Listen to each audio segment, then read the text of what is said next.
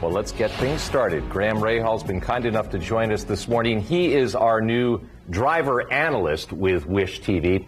Tell us about that role. I mean, you're weighing in not only on what's happening on your team, but the other teams as well. Well, I've been doing it for, a handful of years with AC now.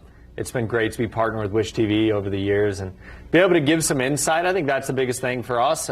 Obviously, a lot happens at the track, whether it be the Grand Prix this weekend, or whether that be next week in practice leading up to qualifying or the race for the 500. And so to be able to give some of the viewers some insight on what's going on and why we're doing some of the things we're doing, I think it helps a lot. It connects them with each and every day to understand what we're trying to accomplish.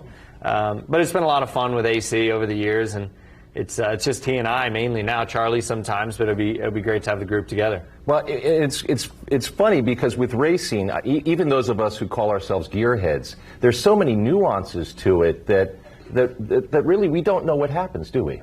Well, there's a lot going on for sure. Each and every day is completely different, and it depends on what we have or what we're fighting and reacting to. So, for us, again, the Grand Prix is so completely different than what we'll do on Tuesday when we turn the cars around to go on the oval. So, gearheads have a good idea of what's going on for sure, but I think that too, a lot of people can look next week and see the timesheets and go, oh, so-and-so's 20th. They obviously don't have a chance to win the 500, when that's just not true at all. It just depends on what they're trying to get through. Well, we've got the Grand Prix coming up this weekend, but obviously the Indy 500 later this month.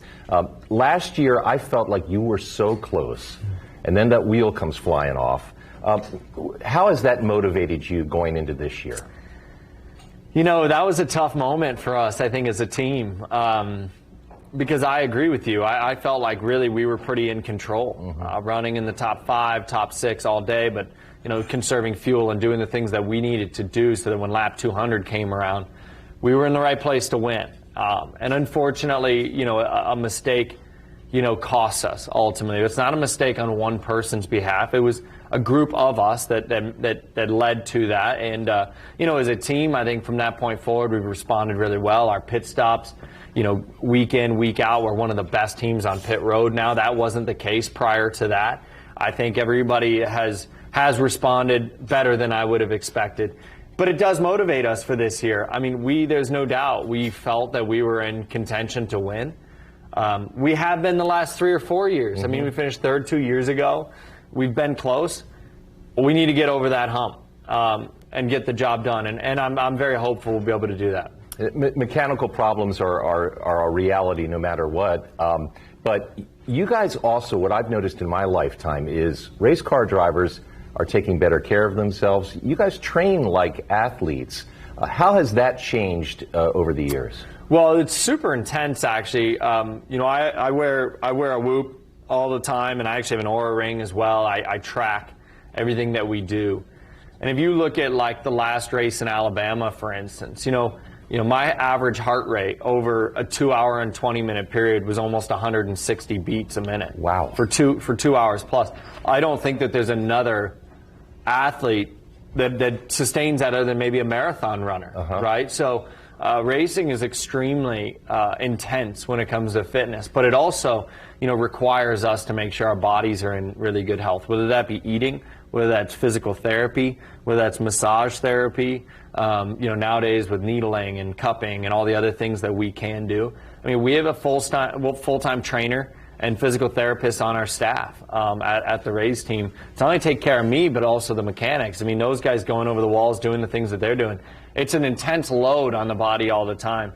And just trying to help. In my dad's era, they didn't do that as much because, that was considered kind of a weakness. I don't think A.J. Foyt was running exactly. But I think that everybody's woken up to like this actually really does help the performance. So it's changed quite a bit. You've got a 1.5-year-old daughter. You've got another child on the way. How is fatherhood for you so far? Fatherhood is great. And actually what's being shown right now is looking at photos from that moment.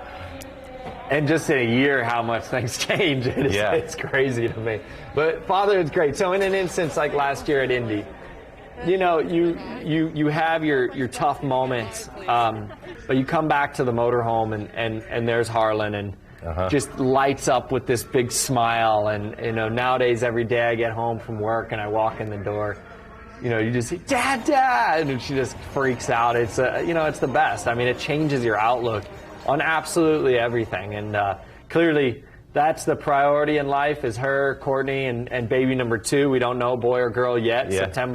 Mid-September, we'll find out. But it's amazing. I want to tell you, they talk about the terrible twos. My old man used to say everybody should have a 2-year-old in the house at all times because they're so much fun. I think, honestly, so far, for me, as long as she gets her sleep, all's good. Right. I mean, our baby girl's been great. So, which means number 2 is probably going to be hell on wheels, but we'll find out soon. And he is Graham Rahal. We're thrilled to have him with us this morning.